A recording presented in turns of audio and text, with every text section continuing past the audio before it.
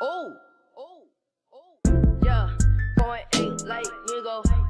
Move out the way, please don't be a hero. Disclaimer. Avant que cette vidéo commence, je voulais vous dire qu'il y avait d'autres youtubeurs qui ont déjà abordé ce sujet dans une de leurs vidéos. Et vous vous dites sûrement, ouais, je fais cette vidéo pour gagner un minimum de buzz parce que l'anime en question a percé.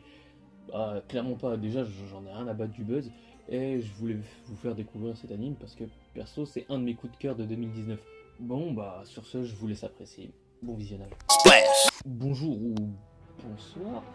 Bon, après une longue absence à la One Piece, je suis de retour et c'est ce qui compte. Bon, aujourd'hui on va parler de Kimetsu no Yaiba ou Demon Slayer pour les intimes, c'est toi qui choisis. Cette vidéo ça va être une sorte de présentation de l'anime et pas du format pavé parce que de 1 je l'ai pas acheté, donc je l'ai pas lu. Et je voulais vous parler de cet anime parce que c'est pas comme si ça faisait 8 semaines que je forçais avec sur Instagram. Allez me rejoindre sur Insta pour regarder ce que je fais en dehors des vidéos. Enfin bref, c'est parti pour la vidéo. Générique. 強くなれる理由を知った僕を連れて進め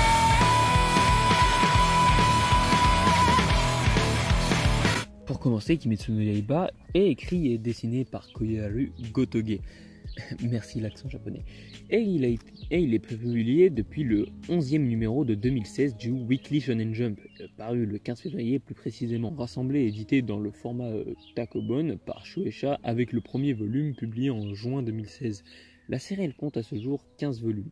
Et la version française est publiée par Panini Manga depuis août 2017. Le 6 avril 2019, une adaptation en anime par le studio Ufotable est diffusée. Ce qui c'est il y a plus de 2 mois en fait. Et c'est de cette adaptation qu'on va parler. Donc maintenant on a terminé avec la partie Wikipédia. Maintenant, Demon Slayer c'est quoi?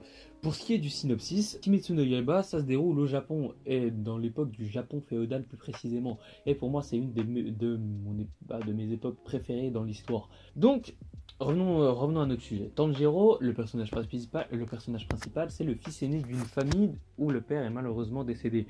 Et donc, pour subvenir aux besoins de sa famille, Tanjiro, il va aller dans la ville d'à côté pour vendre du charbon. Malgré les difficultés de la vie, cette petite famille réussit à trouver un peu de bonheur dans leur quotidien. Mais un jour, il y avait des rumeurs qui circulaient à propos d'un démon qui traînerait dans la forêt la nuit tombée. Un soir, lorsque Tanjiro avait tout vendu, il voulait rentrer chez lui, mais un homme de la ville l'en empêcha par peur que Tanjiro tombe sur un démon. Et c'est seulement le lendemain, lorsqu'il rentre chez lui, il découvre que sa famille a été exécutée par un démon. Et il voit que sa sœur Nezuko est la seule survivante, mais elle a été transformée en démon. Mais seulement, on voit qu'elle a encore des traits d'humain et des émotions humaines. Donc, dans ce périple, on va voir que Tanjiro et sa sœur, Tanjiro voudra venger sa famille et inverser le cycle de transformation de Nezuko. Donc, en gros, Demon Slayer, c'est vraiment un anime de fou. Je dirais même, c'est un des meilleurs animes qui est sorti de 2019, comme par exemple Kenja no Mago ou Fruit Basket, ou encore Carol and Thursday. Il y a une animation de malade faite par le studio Ufotable, ils font du très bon taf. Et ce sont eux qui se sont occupés de l'anime Fate Zero. Mais je dois souligner un dernier point. L'opening qui est chanté par Lisa, c'est elle qui a chanté l'opening de chaque saison, l'opening 1 de chaque saison de SAO, l'ending 2 de la saison 2 de My Hero Academia je crois. Lisa c'est pas n'importe qui, je vous mets un extrait de l'opening parce que c'est vraiment un de mes préférés. Extrait de l'opening. 僕を連れて進めどうしたって消せない夢も止まれない今も誰かのために強くなれるなら何度でも立ち上がれ En conclusion, Demon Slayer c'est un anime qui a grave du potentiel pour se hisser au top des shonen. Depuis sa sortie, Demon Slayer est premier devant One Piece, ce qui est pas n'importe quoi. Et il était plusieurs fois dans le top 5 du Weekly Shonen Jump. Depuis tout à l'heure, je me répète, mais c'est vraiment une dinguerie Kimetsu no Yaiba. Vous pouvez retrouver cet anime sur Wakanim, je crois que c'est gratuit, la première saison est gratuite. Ou sinon, vous pouvez aller sur Mavanim, c'est sur ce site que je regarde.